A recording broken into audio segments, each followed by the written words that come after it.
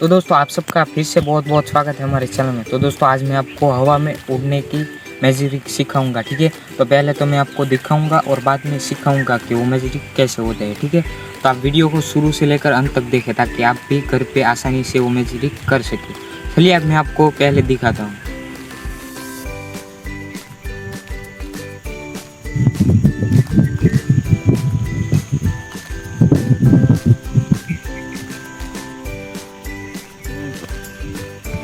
तो दोस्तों ये थी आज की मैजिक ट्रिक। अब चलिए मैं आपको सिखाने जा रहा हूँ कि मैजिक ट्रिक मैंने कैसे की थी, ठीक है।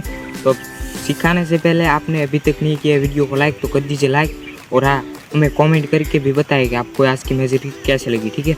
और हाँ सबसे इम्पोर्टेंट बात, आपने अभी तक चैनल को नहीं किया सब्सक्राइब तो कर दीजिए सब्सक्राइब और बेल के आइकन पर प्रेस। तो चलिए अब मैं आपको सिखाता हूँ। तो फ्रेंड ये मैजिक ट्रिक एकदम आसान है। तो आइए यहाँ पर दिखाइए। तो आपको जो ये वाला पैर है आपको कुछ ऐसे रखना है। देखिए मैं आपको दिखाता हूँ। जब आप मैजिक ट्रिक करो तो कुछ ऐसे करना, देखो ऐसे। तो आप जब पीछे से देखेंगे जो लोग तो उसको कुछ ऐसा लगेगा, देखो